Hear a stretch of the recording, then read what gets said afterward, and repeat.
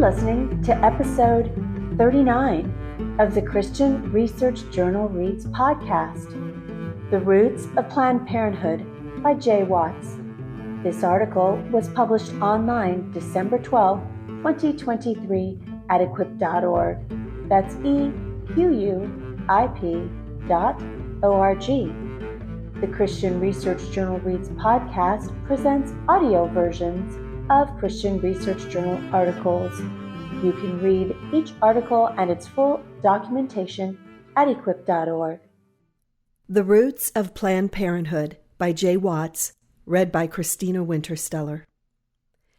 In his opening statements to the courtroom in the film A Few Good Men, 1992, Kevin Bacon's character presents the core of his case and then states to the jury, quote, "These are the facts of the case, and they are undisputed," unquote. The case for and against Planned Parenthood functions in the same manner. The facts of what Planned Parenthood does in the number of abortions performed, their political advocacy, and their championing of a libertine view of sexual wellness and sexual ethics are undisputed. Disagreements exist over what percentage of their services are abortion-centered or whether they sell the remains of aborted human lives to third-party research firms for profit versus routine organ donation practices. But the nature of their actions and advocacies are acknowledged by all. Those who celebrate Planned Parenthood tend to celebrate abortion, and those who hate Planned Parenthood tend to hate abortion. Therein lies the heart of the controversy. Planned Parenthood is more than simply another organization or influential individual defending abortion. To a large degree, they are the face of abortion in America. They perform more abortions than any other entity in the United States, defend abortion access beyond any other organization, and enjoy the accolades and financial support of corporations and celebrities to champion abortion. When abortion is under attack, Planned Parenthood is the rallying point for advocates. When abortion legislation is winning politically, Planned Parenthood is a power behind the scenes fueling the efforts. Christian charity requires optimism about the possible redemption of individuals and the need to respect persons, even immoral persons, as the image bearers of God. Institutions, however, can be irredeemable by nature. All nonprofits serve an articulated mission statement. So, if the mission is compromised, if the purpose of the organization is to pursue evil, then the entire enterprise deserves condemnation. Any group, no matter how corrupt, may incidentally do some good, but that does not justify defending the organization as a whole. Planned Parenthood's mission statement includes references to concepts that sound promising, such as, quote, full, healthy lives, inclusive and comprehensive sexual and reproductive health care services, unquote. But the intended meaning behind those terms reflects a post-Christian worldview. Their definitions of sexual health and sexual wellness radically differ from the traditional Christian views on sex, which characterize sex as something special to be enjoyed in clearly defined, committed relationships. Planned Parenthood's mission statement also makes it clear that abortion is an integral part of comprehensive health care. The organization pursues a mission that is destructive to life by definition and antithetical to historic biblical Christian views on sexual well-being. However emotionally compelling they may be, anecdotal testimonies of individuals aided by Planned Parenthood are immaterial to a full moral evaluation. With assets exceeding $2.7 billion, Planned Parenthood reported performing 374,155 abortions in the latest annual report for the year 2021 to 2022, an annual report appropriately titled, quote, Relentless, unquote. They have performed more than 3.4 million abortions in the last 10 years, abortions they actively lobbied to be able to perform. A pro-choice individual may argue abortion is morally permissible, but it is unlikely she will perform millions of abortions over her lifetime. Planned Parenthood does just that. They destroy human life at an unimaginable scale, while promoting a view of sexual ethics in direct competition with traditional Christian values surrounding sex, including the embracing of sexual experimentation of all sorts and offering transgender hormonal treatments, which suppress the normal sexual maturation of children and permanently alter human development. It is not possible to be neutral about Planned Parenthood without being ambivalent toward questions of what it means to be human and who counts as full members of the human family. If each of the unborn is not one of us, then Planned Parenthood is what they claim to be, a champion of rights and women's access to health care opposed by woefully misinformed and often religiously motivated groups and individuals. If each unborn individual is one of us, and we are the image bearers of God, then Planned Parenthood is a ghoulish organization that amassed massive amounts of political and cultural clout to perform unspeakable acts of evil against the most vulnerable members of the human family. Moreover, they undermine sexual ethics that promote the common welfare and encourage self-destructive and soul-destructive behaviors in young people. The facts of the case, what Planned Parenthood does, are undisputed. Rotten foundations. Planned Parenthood originated during a time in which a deeply evil and confused view of humanity took hold of some of the nation's most prominent and beloved figures.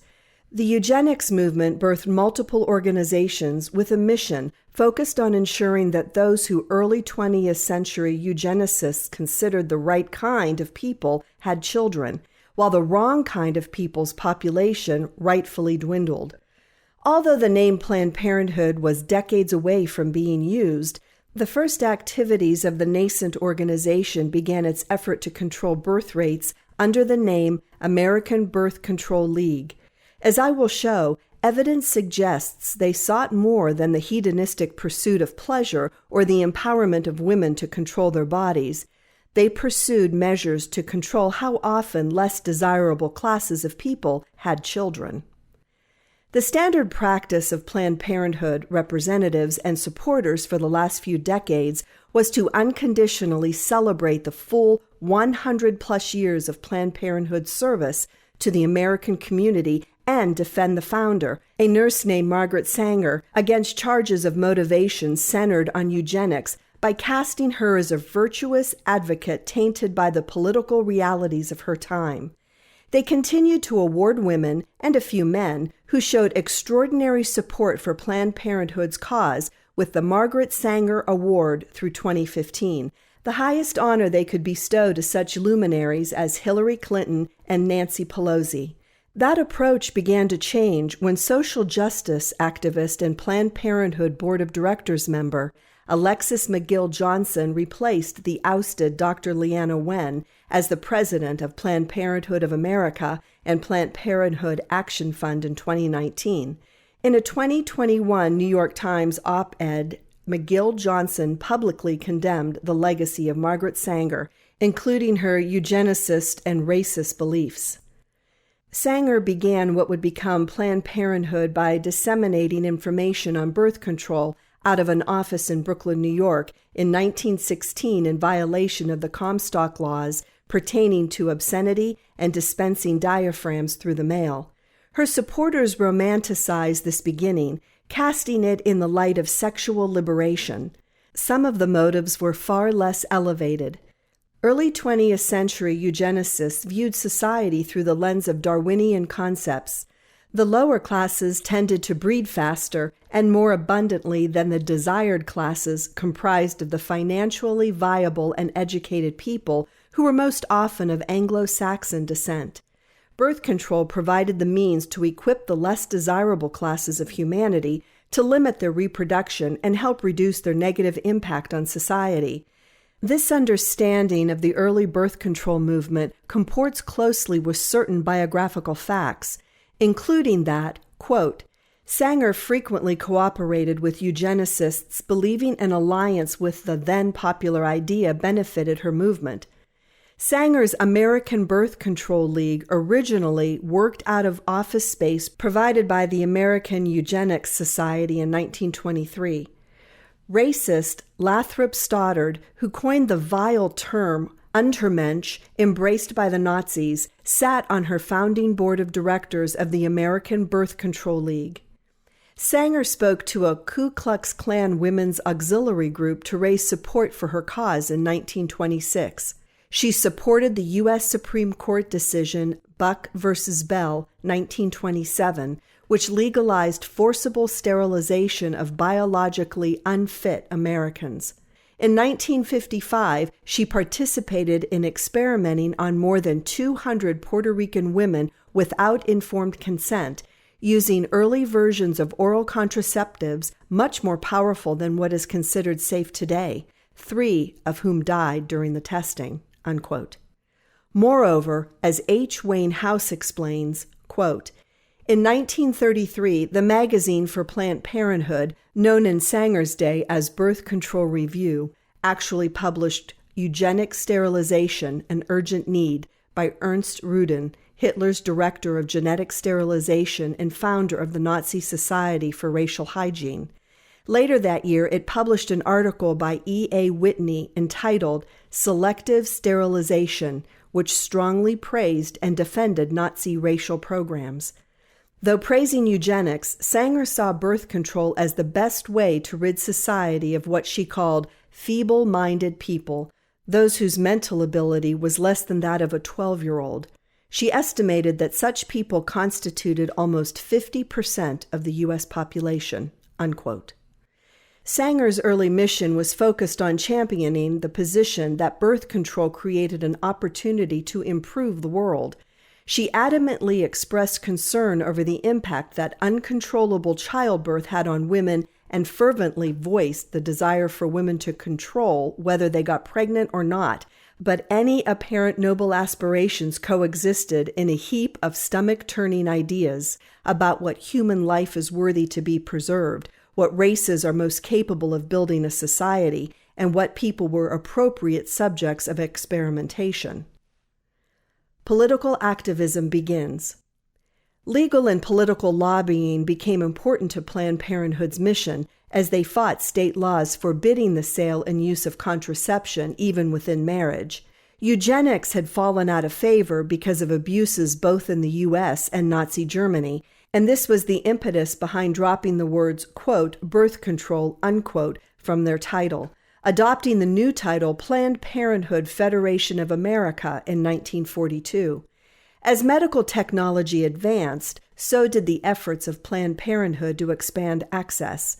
They took their efforts globally in 1952 with the creation of International Planned Parenthood Federation. Planned Parenthood aided in bringing about the U.S. Supreme Court decision Griswold v. Connecticut in 1965, a decision that made it legal for married couples to use contraception as a matter of constitutionally protected privacy grounded in emanations and penumbras not explicitly enumerated in the U.S. Constitution. Estelle Griswold was the executive director of Planned Parenthood League of Connecticut, and her arrest for providing illegal contraception sparked the case. This success not only opened the door for their ultimate victories in their advocacy for birth control, but established the legal precedent, unenumerated rights to medical privacy, that would ultimately lead to the legalization of abortion in all 50 states through the Supreme Court decisions Roe v. Wade, 1973, and Doe v. Bolton, 1973. From birth control to abortion. Sanger actually voiced opposition to abortion and saw birth control as the better option between the two. As she neared the end of her leadership role and Planned Parenthood Federation of America appointed its first medical director, Dr. Mary Calderone, in 1953, the shift toward abortion began in earnest. The organization Calderone joined looked nothing like today's Planned Parenthood. She described it as a minor organization and that most male doctors would not have risked their reputations by taking her position. Calderone, later joined by new Planned Parenthood President Alan Guttmacher in 1962, wanted to protect doctors who perform abortions from punishment and enlist them as agents to control what she termed the disease of illegal abortion. Her goal was to enlist major professional medical organizations to embrace family planning as comprehensive medical care. The discovery of antibiotics and refining of abortion methods had made it possible to offer women safe abortions if they are performed by reputable medical professionals. Their shared message was clear: medically assisted abortion is safe. Even illegal abortion is safe, Calderon argued in 1959, as an estimated, quote, 90% of all illegal abortions are presently being done by physicians, unquote. So because abortion is happening, place it legally in the hands of medical professionals to get it all out in the open. In 1970, the first Planned Parenthood affiliates began to offer abortion services, and as an extension of their efforts on birth control, abortion advocacy began to take center stage.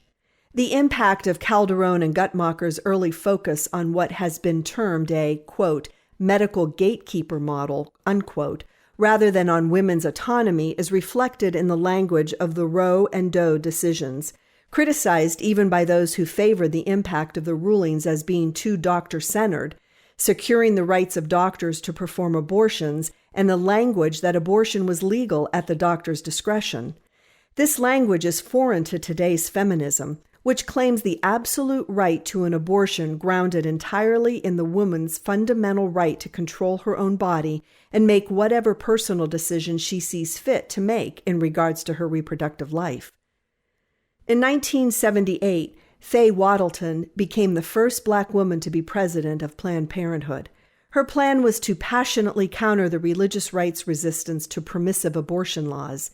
She embraced the narrative of both women and Planned Parenthood as embattled and under attack for seeking sexual freedom. Waddleton loved the legacy of Sanger as the fighter, willing to be jailed and hated for advancing the cause of women. Waddleton saw herself in that model.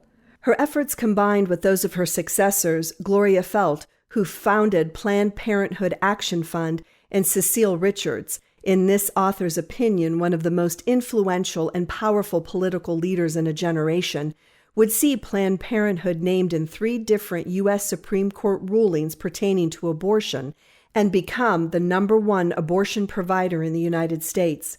Planned Parenthood became the face of abortion. Protect abortion at all costs. If a value system is corrupt, it will resonate throughout the efforts of any organization.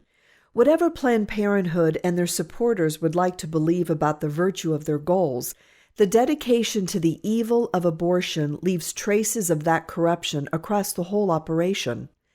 The pro-life organization Live Action began when its founder, Lila Rose, operated a series of sting videos claiming Planned Parenthood representatives turned a blind eye to apparent statutory rape. A further video sting operation by Live Action claims similar problems, as multiple Planned Parenthood workers seem to aid abortions and sex trafficking. Planned Parenthood responded that further investigation demonstrated that the organization was innocent of wrongdoing in every case in a press release inspired by the Center for Medical Progress, which claimed Planned Parenthood affiliates were selling the remains of aborted fetuses to research groups for profit. A former employee countered that rather than teaching Planned Parenthood workers how to deal more effectively with these criminal situations, they were taught how to identify if someone was filming them.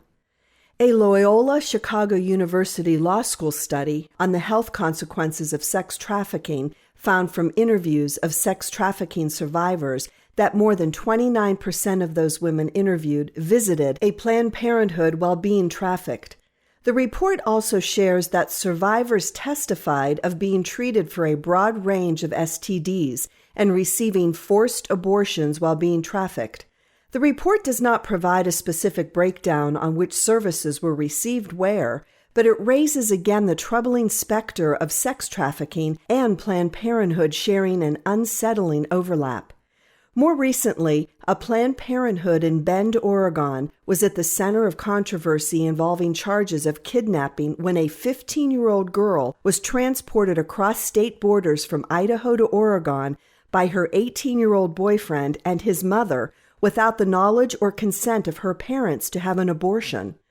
Planned Parenthood denies wrongdoing again and again, yet the same issues resurface.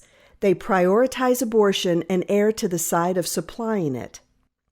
To minimize the impact of negative views about abortion from both the public and the politicians controlling the flow of federal dollars toward nonprofits, Planned Parenthood tried to make the case that abortion is only a small part of what they do, 3 or 4% of their total services offered in any given year. The math behind this claim has been discredited by people on both sides of the issue, pointing out that to get to those numbers, they had to break out services offered in a bundle. Example, a woman getting an abortion might need an exam, a pregnancy test, an ultrasound, and the actual abortion.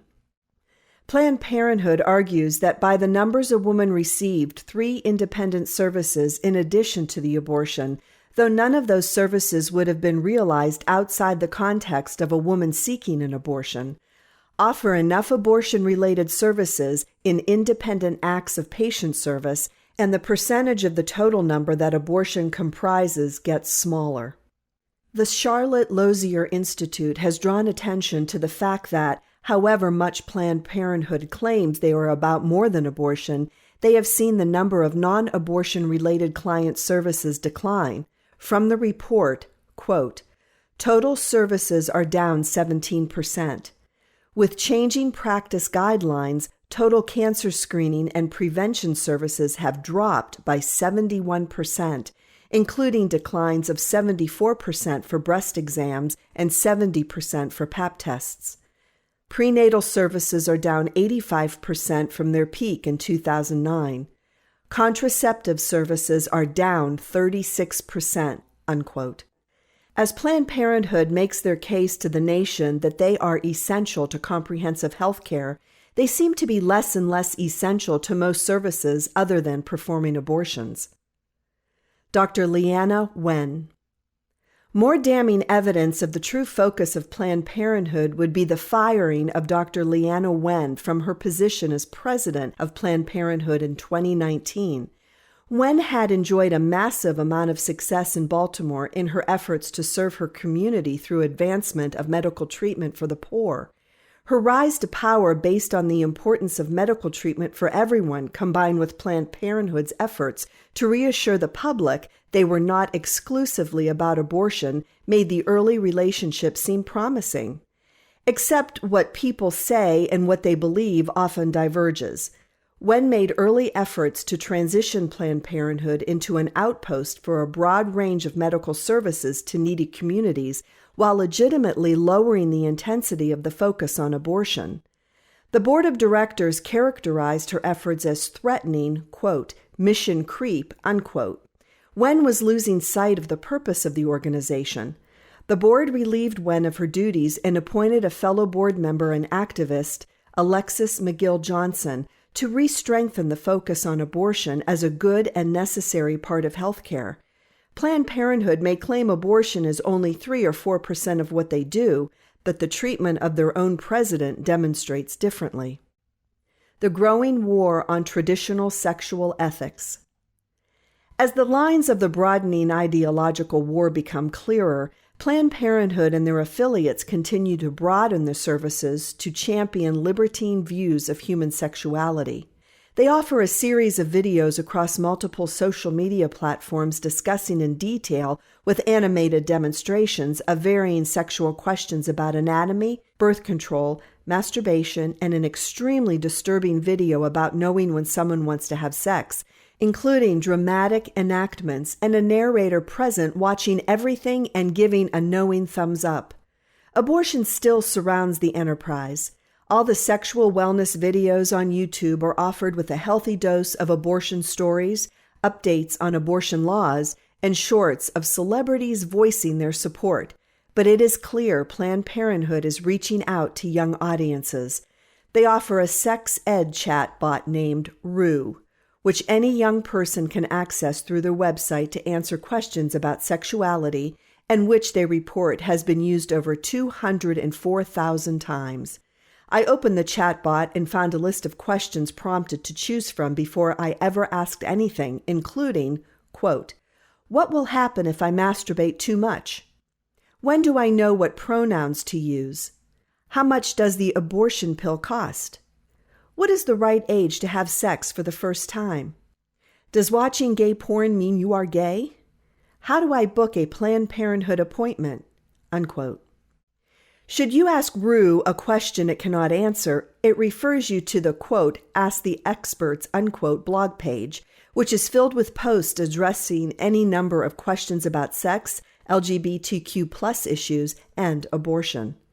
In the same article in which Planned Parenthood's president acknowledges Sanger's evil, McGill Johnson commits Planned Parenthood to a renewed focus on the needs of marginalized communities, including the trans community.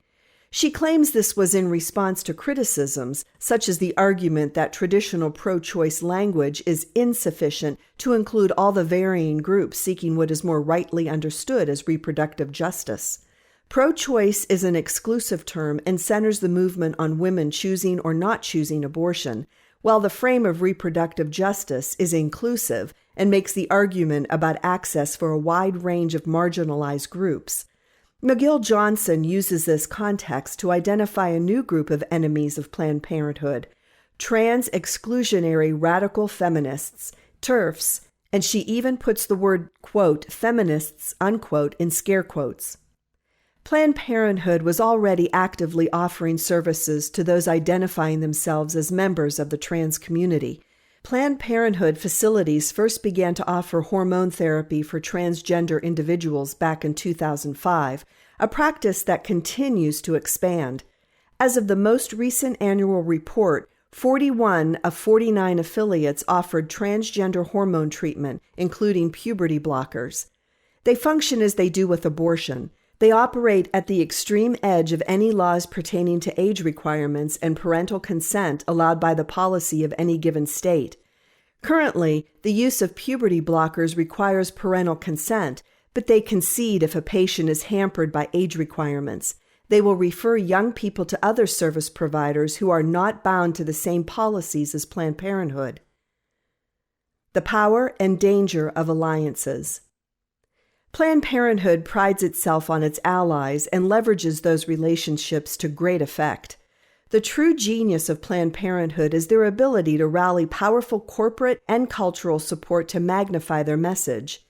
As Princeton professor Robert George, a powerful pro-life voice, repeatedly draws attention to on his social media pages, not a single major celebrity, not a single corporation, not a single major social media influencer will attack a person for supporting Planned Parenthood and abortion rights. It is the easiest public position to take and promises the most immediate support from almost every public personality that those obsessed with popular culture care about. Planned Parenthood notes in their annual report, quote, more than 1,300 companies of all sizes and industries joined Planned Parenthood as allies in the fight for sexual and reproductive health and rights, including through the Don't Ban Equality Network led by PPFA and allies. As artists, entertainers, and creators of all generations spoke out against abortion bans, Planned Parenthood coordinated 160-plus young artists and creators to sign a statement of support for abortion access that was published as a full-page ad in the New York Times and promoted on signers' channels, unquote. They understand the popular culture and use it to lobby for support on political issues around the U.S. They repeatedly claim on their website that they began to craft a plan back in 2017 to win a 50-state battle should Roe v. Wade be overturned. They are executing that plan on TikTok, Instagram, Snapchat, and YouTube. They rallied all the popular voices they could, and they are winning battles in unexpected places. The shift toward a greater identification with intersectional feminism and the transgender community, as well as the condemnation of those they label trans-exclusionary radical feminists, could carry unforeseen dangers. Planned Parenthood maintained a single powerful refrain throughout all the changes from 1916 to today. They are about the freedom and empowerment of women to control their own bodies. They are pro-choice, and the only legitimate choice is supporting abortion. They are about family planning, abandoning the terminology that served them so well to embrace the language of an inclusive idea of reproductive justice multiplies allies and ticks all the right cultural boxes in the current moment, but it also threatens to introduce exactly the kind of mission creep over which Planned Parenthood dismissed Dr. Wen. Consider how puberty blockers and hormone treatment already embroil Planned Parenthood in additional controversy and raises questions about their motivations and their willingness to display appropriate caution in the face of the seriousness of hormonally altering young people's bodies. Planned Parenthood states that these battles are on mission in a broad sense because both abortion and transgender care are stigmatized but essential health care. The connection may be clear to them, but this issue threatens to alienate some people who otherwise found Planned Parenthood's language about their commitment to women compelling. Even transgender advocates who work in the field of hormone treatments express doubts about Planned Parenthood's presence in that arena. The effort to champion yet another controversial issue introduces the possibility of unintended division. It may not seem important now that everything is culturally going their way, but little tactical mistakes add up over time. Think of the quote from Ernest Hemingway's The Sun Also Rises. A character is asked how he went bankrupt and answers, quote, 2 ways, gradually and then suddenly, unquote. Planned Parenthood's massive growth occurred during the years they strongly identified their mission on the cause of abortion and family planning. It was a clear and easy rallying cry built on the most polarizing issue of the last century. It is unclear whether the same type of ideological commitments can be sustained over time if the greatest weapon they had, clarity of purpose, begins to fade. Conclusion. The Christian faith holds that human beings are the image bearers of God, Genesis 1:26. Our shared and intrinsic dignity is grounded in our common humanity. We are made to love God and love our neighbor as ourselves, Mark 12:29-31. We are made for community and born into relationships. Each of us enters this world a son or daughter, perhaps a brother or sister, a cousin, a nephew or niece, a grandchild, and so forth. We are made for high purposes, most of which are beyond our capacity to fully comprehend, Psalm 86:9. The author of Ecclesiastes speaks of the impermanence and meaningless of earthly existence, 1:1-11. Our accomplishments, our riches, our prestige, our pleasure, our legacy are all meaningless and destined to pass away unnoticed and unremembered in the world. There is no greatness to be seized by man. Our only purpose is to fear God and keep his commandments, Psalm 119. The greatest of which are to love God with all that we are and love our neighbor as ourselves, Mark 12:30-31. This view of the world calls into stark relief the riches and glory so often sought in this world, which are nothing in comparison to the people we meet in our daily lives, who we are commanded to love as part of our worship of God. It turns out human life is of inestimable worth in God's economy, Psalm 139:13-16. Every member of the human family bears his image and is rightfully the object of our love. For those who see the world through that lens, there is no gray area with Planned Parenthood, no complex issues to sort.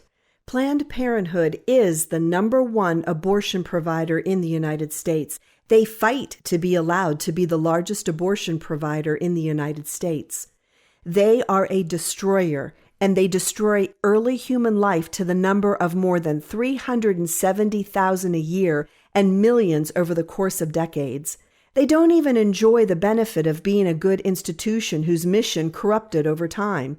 They originated in corruption, their growth peppered with participation in acts of gross inhumanity, and have since gone beyond abortion, as if that weren't bad enough.